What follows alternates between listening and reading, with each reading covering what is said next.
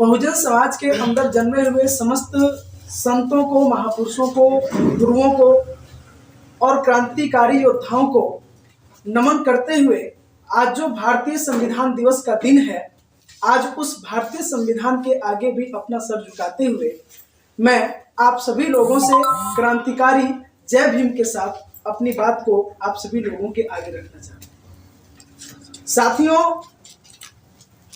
आप सभी लोग इस बात को भली भांति जानते हैं कि हमारा संविधान के मूल रूप से 4 स्तंभ हैं और आप सभी लोग जहां पे भी 4 स्तंभ के बारे में पढ़ते हैं तो उन 4 स्तंभों में सबसे पहला स्तंभ बताया जाता है न्यायपालिका, दूसरा स्तंभ बताया जाता है कार्यपालिका, तीसरा स्तंभ बताया जाता है पत्रकारिता और चौथा स्तंभ बताया जाता है ब्यूरोक्रेसी।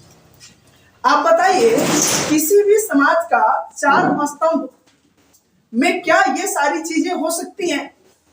कार्यपालिका किसी समाज का स्तंभ हो सकता है क्या? क्या पत्रकारिता किसी समाज का स्तंभ हो सकता है? लेकिन हम सभी लोगों को शुरू से रटाया जाता है, शुरू से बताया जाता है कि कार्यपालिका पहला स्तंभ है, न्यायपालिका दूसरा स्तंभ है, पत्रकारिता तीसरा स्तंभ है और ब्यूरोक्रेसी चौथा स्तंभ है। ये हम सभी लोगों के विचारधारा को गुमराह करने के लिए हम सभी लोगों को बताया जाता है, जबकि हम सभी लोगों के समाज को चलाने के लिए 4 स्तंभों में से सबसे पहला स्तंभ यहाँ पे लिखा हुआ है समता, दूसरा स्तंभ लिखा हुआ है स्वतंत्रता, तीसरा स्तंभ बंधुत्व और चौथा स्तंभ न्याय। आज आप अपने समाज में आंख उठा करके देख लीजिए, कहीं पे समानता का भाव है? कहीं पे भी समानता का भाव नहीं है। इसका मतलब कि समाज का चलाने वाला जो पहला स्तंभ है, ये पहला स्तंभ ही गायब। हमारे समाज में इस तरह का सिस्टम है कि एक व्यक्ति आता है और वो किसी समुदाय से जन्म लेकर के आता है, उसके पैरों में हम लौट जाते हैं और उसके पैरों की धूल चाटने लगते हैं। और एक हमारे ही समाज का, बहुजन समाज का जो समता, समानता, स्वतंत्रता की विचारधारा रखने वाला व्यक्ति आता है तो उसको हम गाली देते हैं। तो इसका मतलब क्या हुआ कि समाज में, हमारे समाज से एक व्यक्ति आ रहा है, जिस व्यक्ति को हम गाली दे रहे हैं और दूसरा व्यक्ति आ रहा है, उसको देख करके उसके पैरों में हम या तो लौट जा रहे हैं या तो उस व्यक्ति से डरना शुरू कर दे रहे हैं। तो संविधान का जो पहला स्तंभ हमारा समता है, यह पहला स्तंभ समता को, जो उच्च नीच की विचारधारा रखने वाले इस समाज में लोग हैं, उन लोगों ने गायब करने का भरपूर प्रयास किया है। और इसी समता अर्थात समानता को गायब करने के लिए हम सभी लोगों को उच्चता और नीचता में, जातियों में उन लोगों ने डिवाइड किया।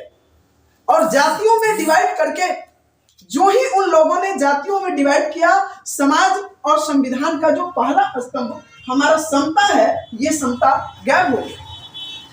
समता को गायब करके उन्होंने हमारे संविधान के दूसरे स्तंभ स्वतंत्रता को गायब करने का भरपूर प्रयास किया और स्वतंत्रता को भी ये गायब कर दी। जब जाति व्यवस्था में हमारा पूरा का पूरा समाज जकड़ गया और जाति व्यवस्था में हमारा पूरा का पूरा समाज एक दूसरे से बंध गया जाति व्यवस्था के अंदर, तो बंधुत्व तो ऐसे ही गायब हो जाएगा जैसे हम आपके घर में खाना नहीं खाने जाएंगे, आपकी लड़की से शादी नहीं करेंगे, अंतर जातीय विवाह नहीं करेंगे, तो क्या अलग अलग लोगों के बीच में बंधुत्व की स्थापना हो सकती है? लोग एक दूसरे को भाई मान सकते हैं? तो बंधुत्व को गायब करने के लिए भी इन लोगों ने जाति व्यवस्था को हम सभी लोगों के समाज में अप्लाई किया कि इस कास्ट के लोग केवल इसी कास्ट से शादी करेंगे, इस कास्ट के लोग केवल इसी कास्ट में अपना खाना खाएंगे। कहीं दूसरे कास्ट में जाकर के ये लोग खाना खाना शुरू कर दिए तो इन लोगों का ग्रुपिंग बढ़ने लगेगा, इन लोग का वोट बैंक बढ़ने लगेगा और ये लोग आकर के हमसे फाइट करना शुरू कर देंगे। तो हमारे संविधान का जो तीसरा स्तंभ बंधुत्व है, इस बंधुत्व को भी इन लोगों ने अपनी तरफ से गायब करने का भरपूर प्रयास किया है और इसको गायब भी किया है। और इस बंधुत्व को गायब करने के लिए और अपनी जाति व्यवस्था, जो जाति व्यवस्था इन लोगों के लिए एक आधार बनाती है, फूट डालो और शासन करो, उस जाति व्यवस्था को बहुत ही मजबूती के साथ लागू करने का भरपूर प्रयास किया।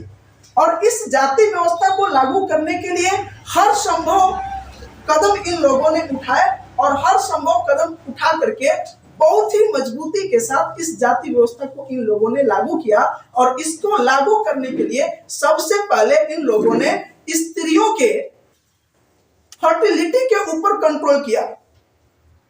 जैसे आप लोग सामान्यतः देखेंगे कि यदि कोई ब्राह्मण की स्त्री आकर के किसी दलित व्यक्ति से शादी कर लेती है तो जो बच्चा पैदा होगा उसको किस कास्ट में रखा जाएगा। तो इस तरह यदि होता है हमारे समाज में तो जाति व्यवस्था तो टूटने लगेगी। तो जाति व्यवस्था जब टूटने लगेगी तो सबसे पहले इन लोगों का ध्येय हुआ कि औरतों के फर्टिलिटी के ऊपर कंट्रोल करो, कि ये कभी भी अपने ही कास्ट में रहें, चार दीवारी के अंदर बंद रहें, कहीं अलग अलग स्थानों पे न जाएं। इनकी फर्टिलिटी यदि कंट्रोल रहेगी तो समाज का चौथा स्तंभ जो है बंधुत्व, वो बंधुत्व कभी भी समाज में स्थापित न होने पाएगा। और इस बंधुत्व को न स्थापित होने देने के लिए इन लोगों ने जाति व्यवस्था को मजबूती से हमारे समाज में लागू करने का भरपूर प्रयास किया। जैसा कि आप सभी जानते हैं कि 26 नवंबर 1949 को संविधान बनकर तैयार हुआ और 26 जनवरी 1950 को संविधान लागू हुआ, जिसमें हम सभी को अधिकार दिया गया। लेकिन उस संविधान में दिए गए अधिकार को आज तक हमारे लोगों ने न जाना न सुना, जबकि हमारे लोग जो भी ब्राह्मणवाद की बात चल रही थी, ब्राह्मणवादी व्यवस्थाएं हैं, उसमें लिप्त रहते हैं। हमें जानना है कि हमारे संविधान में जो हमें दिए गए अधिकार हैं उससे हमारा भला होने वाला है, उससे हमें शिक्षा मिलने वाले है, रोजगार मिलने वाले हैं, समानताएं मिलने वाली है। लेकिन उसको हम न जान के जो भी ब्राह्मणवादी व्यवस्थाएं हैं उसमें हम लिप्त रहते हैं और ब्राह्मणों के द्वारा आए दिन इस तरह के कार्यक्रम किए जाते हैं। जैसे कि कुछ छोटी बातें हम बतला रहे हैं। हमारे नुआ पंचायत से जीते हैं गजेंद्र यादव जी सरपंच पद से। उनसे हम कहे, वो विनम्र भाव से कहे कि सर आप जरूर आइएगा। वो आए भी थे, बाहर हमसे मिलने के बाद बोले कि दिलीप भैया से हम बोले थे तो हम आ गए, लेकिन थोड़ा सा समय का अभाव है और जा रहे हैं हम यहीं पास के गांव में गैरा शिव चर्चा है और उस शिव चर्चा में हम भाग लेने जा रहे हैं। हम बात कह चुके हैं कि नहीं हमें जाना है, तो हर चीज जानते हुए भी, इसलिए कि हमारे जो भी समाज के लोग हैं, मूल्यवासी समाज के लोग, इस चीज में इस गहराई से डूब चुके हैं कि अचानक उनको हम कह दे कि नहीं गलत चीज है, तो कहीं ना कहीं टूट सा जाते हैं, बिखर सा जाते हैं। इसलिए कि उसके अंदर दिमाग में आस्था इतनी बिजोड़ भर चुकी है। तो हम कहे कि देखिए कोशिश करिए फिर आने का, कहे कि ठीक है कोशिश करेंगे, लेकिन लिपिया हम जा रहे हैं। एक तो पामसेप का मीटिंग चल रहा था, उसमें एक जो सच्चाई एक छोटे से दही के रूप में हम रख रहे हैं, राजेंद्र यादव जी हैं, उनको हम सुने थे। वो बोले कि देश का इतिहास निरंतर लिखा गया, देश का इतिहास निरंतर लिखा गया, 2 बूंद पानी को समंदर लिखा गया। देश का इतिहास निरंतर लिखा गया, 2 बूंद पानी को समंदर लिखा गया। काट कर एकलव्य का जबरदस्ती अंगूठा, अर्जुन को सर्वश्रेष्ठ धनुर्धर लिखा गया। हमें समझना चाहिए कि इन कलम कसाइयों ने, इसलिए कि हमारे समाज का शिक्षा व्यवस्था सब कुछ आज हजारों सालों से छीन लिया जा चुका है। इन कलम कसाइयों ने हमारे जितने भी महापुरुष हैं, उन महापुरुषों का जो हमें जो संघर्ष किए हैं, हमारे लिए लड़ाइयां लड़े हैं, जो अधिकार दिए हैं, उन अधिकारों से, उन शिक्षाओं से, उन संघर्षों से हमें वंचित रखा, आज तक जानने नहीं दिया। लेकिन आज सोशल मीडिया है, जो कि हमारे महापुरुष आज भी जो भी हैं महापुरुषों की विचारधाराओं पर मतलब बहुत सारे मतलब आज योद्धा जो है लड़ रहे हैं। तो आज सोशल मीडिया ही बहुजन मीडिया है जिसके माध्यम से बातें हमारे तक पहुंच पाती है। उस बहुजन मीडिया के हिसाब से ही हम एक ग्रुप का निर्माण किए हैं, मतलब बनाए हैं। उस ग्रुप का नाम हम भारत के मूल निवासी। उस ग्रुप में मतलब तमाम लोगों को जोड़ते हैं, अपना विचार देते हैं, उसे आगे बढ़ाने का काम करते हैं। इसके बाद आप सभी का जय भीम, जय मूल निवासी, जय संविधान। जो बाबा साहब का दिया हुआ जो मंत्र है उस पर विचार करें, थोड़ा चिंतन कर ले। शिक्षित करो। शिक्षित करो का मतलब क्या है? एक तरफ बाबा साहब कहते हैं मुझे पढ़े लिखे लोगों ने धोखा दिया। बाबा साहब ये नहीं कहते हैं कि मुझे शिक्षित लोगों ने धोखा दिया। बाबा साहब कहते हैं शिक्षित करो, एक तरफ कहते हैं पढ़े लिखे लोगों ने धोखा दिया। यानी दोनों शब्द को अगर एक जगह मिलाया जाए, तुलना किया जाए, तो बाबा साहब के नजर में पढ़ा लिखा होना शिक्षित होना नहीं। यानी पढ़े लिखे लोग शिक्षित हो भी सकते हैं, नहीं भी हो सकते। अनपढ़ लोग शिक्षित हो भी सकते हैं, नहीं भी हो सकते। जो निरक्षर जो है, यानी पढ़े लिखे लोगों को बाबा साहब शिक्षित नहीं मान रहे। यानी शिक्षित होना और पढ़ा लिखा होना दोनों बातें अलग अलग। इसलिए बाबा साहब ने अनपढ़ लोगों को अपना गुरु बनाया। बाबा साहब ने कबीर को अपना दूसरा गुरु माने थे। बाबा साहब अम्बेडकर ने अपना पहला गुरु, धार्मिक गुरु तथागत गौतम बुद्ध को बनाए थे। और सामाजिक गुरु बाबा साहब ने ज्योतिबा फूले जो 7वीं पास आदमी थे उनको माने थे। यानी गुरु हम लोग बनाते हैं, जो ज्यादा पढ़ा लिखा लोग होता है उसको गुरु बनाते हैं। जो बड़ी बड़ी डिग्रियां हासिल करता है उसको गुरु मानते हैं, या उसको गुरु मानते हैं जो स्कूल में हमको शिक्षा दिया हो, कॉलेज में हमको शिक्षा दिया हो, यूनिवर्सिटी में हमको शिक्षा दिया हो। जो प्रोफेसर है, लेक्चरर है, मास्टर है, उनको हम अपना गुरु मानते हैं। अभी तक यही प्रचलन है समाज में। लेकिन बाबा साहब ने प्राथमिक स्कूल से लेकर दुनिया के अलग अलग यूनिवर्सिटियों में, विश्वविद्यालयों में जो डिग्रियां हासिल की, उस डिग्री हासिल कराने में साथ सहयोग करने वाले प्रोफेसरों को अपना गुरु नहीं बना।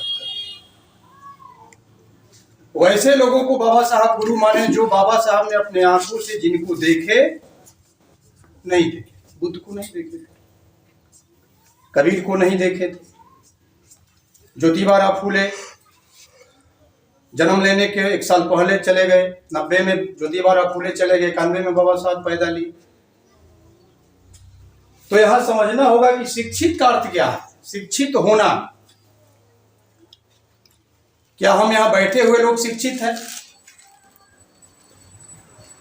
कि हम बैठे हुए लोग केवल पढ़े लिखे हैं? तो शिक्षित का मतलब होता है जो गलत और सही की पहचान करें। शिक्षित लोग वो हैं जो गलत और सही का पहचान करें। शिक्षित लोग वह हैं जो दोस्त और दुश्मन की पहचान करें।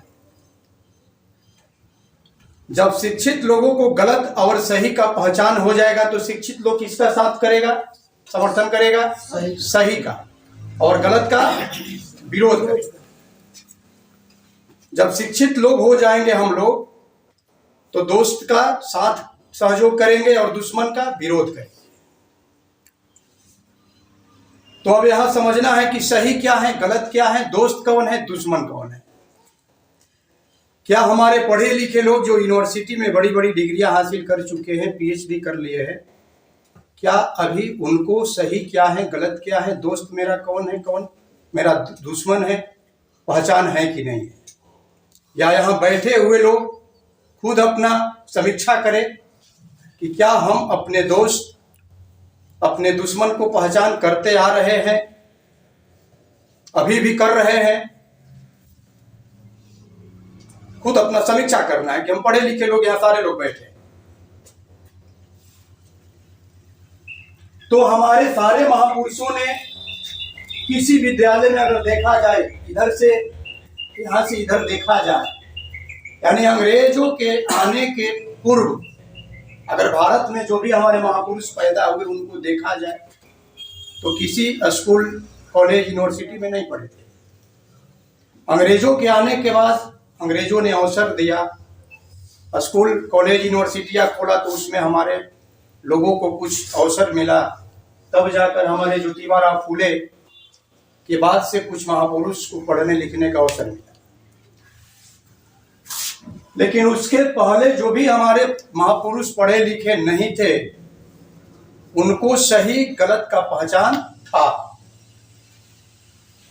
सही क्या है, गलत क्या है, मेरा दोस्त कौन है, दुश्मन कौन है, वो सारा उनको पहचान था। और दोस्तों को पहचान के दुश्मनों का विरोध किए और दुश्मन डिसाइड किए, निर्धारित किए अपने जिंदगी में। और वो दुश्मन आज भी हमारे बीच में है। और दुश्मन डिसाइड सबसे पहले ज्योतिबा फूले कि मेरे मरे हुए शरीर पर ब्राह्मणों की छाया नहीं पड़नी चाहिए। आधुनिक भारत के सबसे समझदार पिछड़े जाति का, माली जाति का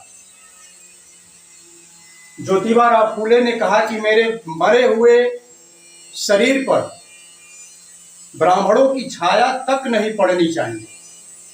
यह बात साबित करता है कि ब्राह्मणों को ज्योतिबा फूले दुश्मन मानते थे और ब्राह्मणों को ज्योतिबा फूले ही कलम कसाई कहे। ब्राह्मण कलम कसाई। ज्योतिबा फूले के पहले इस्लाम को स्थापित करने वाले दुनिया में मोहम्मद पैगंबर साहब बोले थे कि अपने तंजीम में कभी भी भूलकर यहूदियों को नहीं रखना चाहिए। अपने तंजीम यानी संगठन में यहूदियों को नहीं रखना चाहिए। और उस समय 40 मोहम्मद पैगंबर साहब के प्रचारक थे। जैसे बुद्ध के समय में 5 प्रचारक, बौद्ध भिक्षु संघ का निर्माण किए, सारनाथ में जो उपदेश दिए, उसी तरह इस्लाम धर्म को प्रचार करने के लिए 40 लोगों को दीक्षा मोहम्मद पैगंबर साहब ने दिया।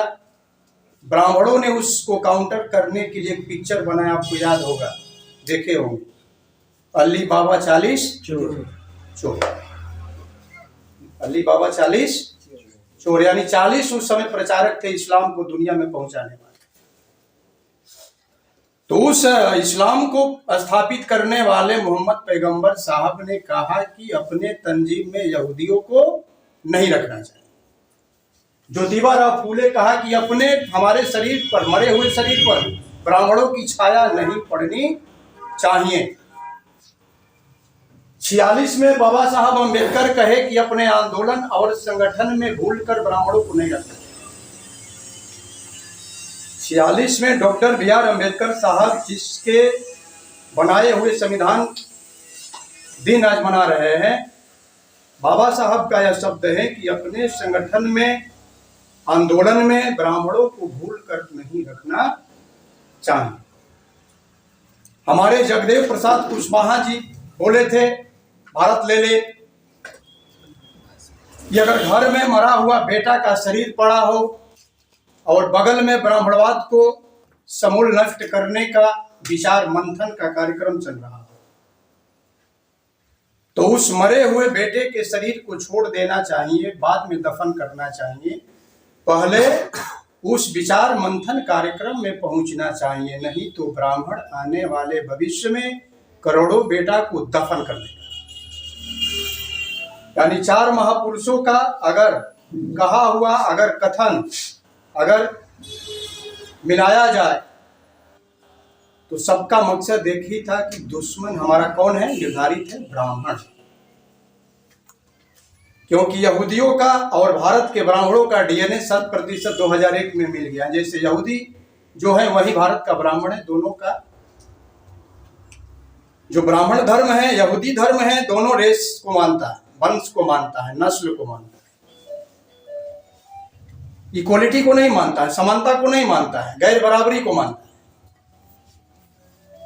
तो ये हमारे जो महापुरुष जो थे, ये दोस्त को पहचानते थे, दुश्मन को पहचानते थे। और दोस्त और दुश्मन का पहचान जिसको नहीं है वो लड़ाई क्या लड़ेगा? क्योंकि हम लोग लड़ाई लड़ने वाले यहाँ लोग उपस्थित हैं। आने वाले भविष्य में लड़ाई की तैयारी चल रहा है।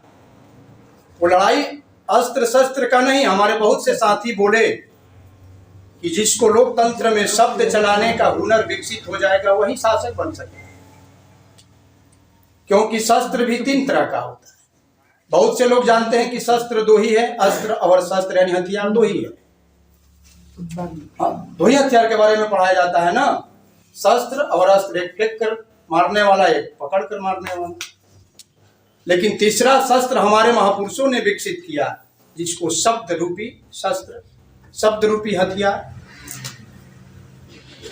शब्द भी मतलब कि एक हथियार है, और हथियार को चलाने का हुनर जिसको मतलब कि विकसित होगा वही इस लोकतंत्र में, इस देश में, इस राष्ट्र में शासक बन सकता है, राज कर सकता है। तो ब्राह्मणों ने हमारे शब्द रूपी हथियार को ही गायब कर दिया, अपना शब्द दे दिया, अपना हथियार पकड़वा दिया, और हमने अपने महापुरुषों के शब्द रूपी हथियार को छोड़ दिया। इसलिए सबसे पहले हमको शिक्षित होना जरूरी है। सही क्या है, गलत क्या है, दोस्त कौन है, दुश्मन कौन है। पढ़े लिखे लोग शिक्षित, बाबा साहब बोले थे, पढ़े लिखे लोगों ने धोखा दिया, बुद्धिजीवियों ने धोखा दिया, शिक्षितों ने धोखा दिया, समझदार लोगों ने धोखा दिया। ऐसा बाबा साहब नहीं बोले। बामसेफ के फाउंडर मेंबर मान्यवर कांसी राम साहब पढ़े लिखे लोगों के संदर्भ में क्या कहते हैं? पढ़े लिखे लोग जो हैं असामाजिक तत्व हैं। असामाजिक तत्व का मतलब, असामाजिक तत्व का मतलब मर्डर करने वाला है, अपराध प्रवृत्ति का है, किसी को रेप करता है, चोरी करता है, बदमाशी करता है, डकैती करता है। असामाजिक का मतलब यही ना होता है, चोरी करने वाला, बदमाशी करने वाला, डकैती करने वाला, सामूहिक बलात्कार करने वाला। यानी पढ़े लिखे लोगों को भी कांसी राम साहब असामाजिक तत्व कहते हैं, क्योंकि पढ़े लिखे लोगों की गैर जिम्मेदारी की वजह से बहुत से हमारे समाज के ऊपर, हमारी बेटी बहनों के ऊपर रेप हो रहा है, हमारे शिक्षा की चोरी हो रहा है, हमारे नौकरी की चोरी हो रहा है, हमें सारे फंडामेंटल राइट, मौलिक अधिकार की चोरी हो रहा है। फिर भी हमारे पढ़ा लिखा लोग मतलब कि उस पर अमल नहीं कर रहा है, बचाने का काम नहीं कर रहा है। इसलिए पढ़े लिखे लोगों को, कांसी राम साहब का शब्द है, असामाजिक तत्व है ये लोग। दूसरा हमारे डीके खपरडे साहब, डीके खपरडे साहब अंतिम जो उनका चित्र है, वे भी फाउंडर मेंबर थे बामसेफ। ये कहते हैं कि पढ़े लिखे लोग तेल लगाया हुआ पहलवान है।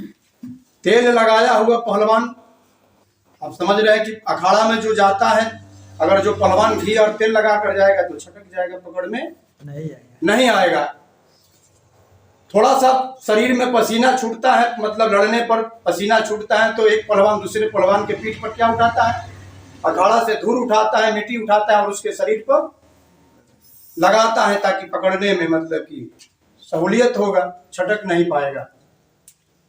तो डीके खपरडे साहब मतलब कहते हैं कि पढ़ा लिखा जो समाज हमारा है वो तेल लगाया हुआ पहलवान है, यानी जब ही पकड़ने का काम करेंगे छटक जाएगा, समाज से दूर चला जाता है।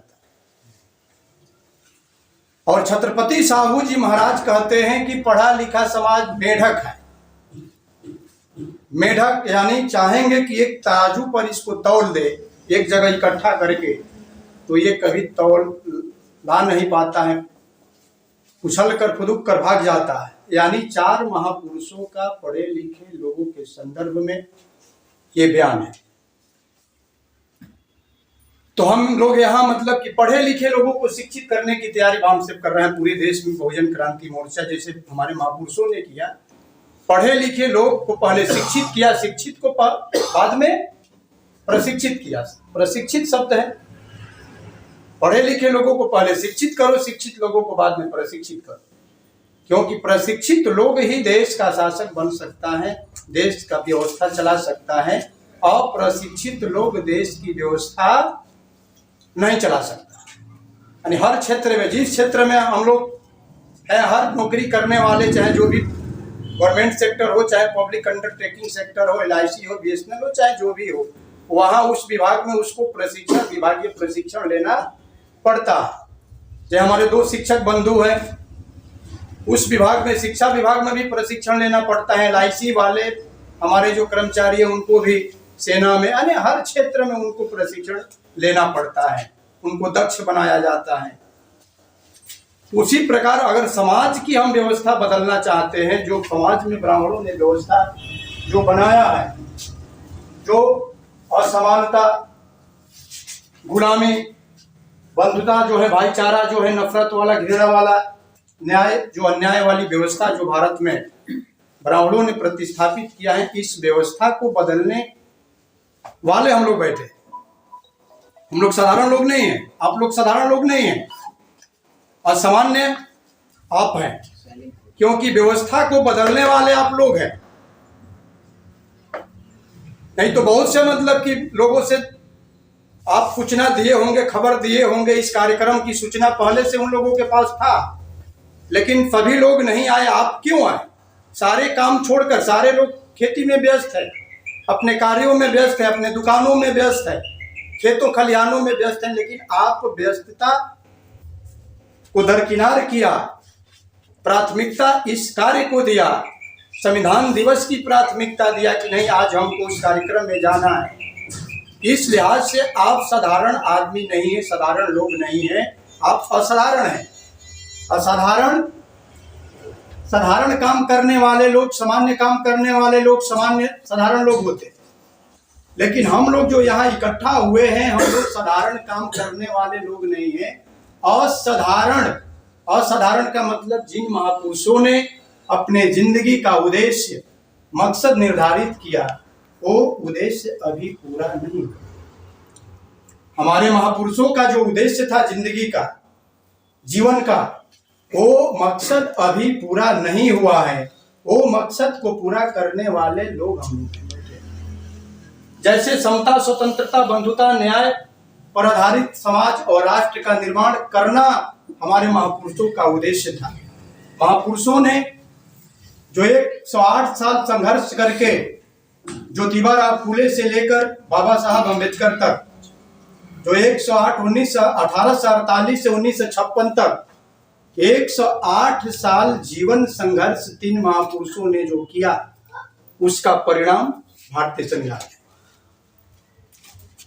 और भारतीय संविधान का उद्देश्य है, उद्देशिका जो हम लोगों ने पढ़कर पहले ही आप लोगों को प्रस्तावना बताया। उद्देशिका यानी प्रस्तावना कि भारत के संविधान का क्या उद्देश्य है। तो भारत का संविधान का उद्देश्य यही है कि भारत में समता, स्वतंत्रता, बंधुता, न्याय पर आधारित समाज और राष्ट्र का निर्माण होना चाहिए। नहीं हो रहा है, होना चाहिए। चाहिए जो शब्द है, नहीं हो रहा है, फिर भी उसके लिए चाहिए शब्द है। चाहिए जो एक शब्द है, जो व्यवस्था के विरोध में ये लागू होने वाला शब्द है। जो भी पढ़ना चाहिए, यानी पढ़ नहीं रहा है इसलिए पढ़ना चाहिए, मान सम्मान देना चाहिए अपने पुरखों को, अपने बड़े लोगों को, अंडी बेजाई नहीं करना चाहिए, बदमाशी नहीं करना चाहिए, जो शब्द है, यानी जो हमारे महापुरुषों ने जो उद्देश्य निर्धारित किया वो अभी पूरा नहीं हुआ। सरदार पटेल और जवाहरलाल नेहरू को ये संविधान सुपुर्द किए ताकि ये आजादी जो 1947 को जिसको नहीं मिला था, 15 अगस्त 1947 से जो लोग आजाद नहीं हुआ था, वो लोग इस संविधान से आजाद हो जाए। लेकिन भारत के जो नागरिक हैं, यानी भारत के जो ब्राह्मण हैं, शासक वर्ग हैं, ये भारत के संविधान जब उनके हाथों में बाबा साहब ने सुपुर्द किया तो उस संविधान को लागू कम किया, भारत के संविधान के विरोध में ज्यादा काम किया। भारत के संविधान को कम लागू किया। जैसे हम लोग हमेशा पढ़ते हैं पावर ऑफ ट्रांसफर, 47 को पावर ऑफ ट्रांसफर पढ़ते हैं। सत्ता का हस्तांतरण। कहीं भी इतिहास में ऐसा नहीं मतलब मिलता है पढ़ने को कि संपूर्ण बिल पारित किया हो अंग्रेजों ने, भारत को आजादी का संपूर्ण बिल कहीं नहीं है। यानी पावर ऑफ ट्रांसफर है, सत्ता का हस्तांतरण है, यानी अंग्रेजों के हाथ से सत्ता ब्राह्मणों के हाथ में वो देकर चला, और ब्राह्मण अपने मन मुताबिक इस देश को, इस संविधान को चला रहा है। तो इस संविधान को बचाने के लिए, इस संविधान की रक्षा करने के लिए जिम्मेदारी हम लोगों की है। और ये भारत में 4 शब्द जो है इसको स्थापित करने के लिए इंडिपेंडेंस डे को छोड़कर अब लिबर्टी जो है, तीसरा शब्द है स्वतंत्रता का, लिबर्टी यानी आजादी। स्वतंत्रता हमको चाहिए, यानी हमारी आजादी अभी जो बाकी है वो आजादी अभी हमको लेना है। और भारत के संविधान में वो आजादी निहित है, लेकिन भारत के संविधान ब्राह्मणों के हाथ में चले जाने की वजह से हमको वो आजाद होने देना नहीं चाहता। इसलिए स्वतंत्रता, लिबर्टी के लिए हमको संघर्ष करना है, आजादी के लिए संघर्ष करना है। स्वतंत्रता है, बंधुता है, तीसरा शब्द है बंधुता। बंधुता भी 3 तरह के हैं। एक व्यक्तिगत जो पारिवारिक बंधुता है, एक सामाजिक बंधुता है, और एक राष्ट्र स्तर पर जो समाज का नाम इसमें जो हमने परिचय में लिया कि संविधान में कितने नाम है हमारे, बहुजन समाज का कितने नामों से बाबा साहब ने संविधान में चिन्हित किए, एससी, एसटी, ओबीसी और माइनॉरिटी। जनरल नहीं है, कहीं संविधान में जनरल है, पढ़े हैं, कहीं जनरल नहीं है। अनुसूचित जाति कमीशन है संविधान में, ओबीसी कमीशन है संविधान में, अनुसूचित जनजाति है कमीशन है संविधान में, माइनॉरिटी यानी अल्पसंख्यक कमीशन है संविधान में, महिलाओं का कमीशन है संविधान में, लेकिन ब्राह्मण कमीशन, भूमिहार कमीशन, क्षत्रिय कमीशन, वैश्य कमीशन इसमें नहीं है। 340 आर्टिकल जो है बाबा साहब ने ओबीसी के आयोग की गठन करने के लिए बात लिखे है 340 में, 341 में अनुसूचित जाति के लिए है, और 342 में अनुसूचित जनजाति के लिए है, और 25 अनुच्छेद से लेकर 29 तक अल्पसंख्यकों के लिए धार्मिक स्वतंत्रता की बात है। इसमें हिंदू कोड बिल में महिलाओं की, इसमें कहीं भी जनरल शब्द है ही नहीं है, सामान्य शब्द इसमें ही नहीं है। वो तो हम लोगों के लिए है। एससी, एसटी, ओबीसी, माइनॉरिटी का जो मतलब मेरिट वाला जो बच्चा होगा वो जनरल फाइट करेगा, खुला ओपन कैटेगरी उसको कह सकते, खुला मतलब कि जाओ जिसके अंदर मेरिट है तुम जाओ भाई उसमें आगे बढ़ जाओ। अनारक्षित जिसको अनरिजर्व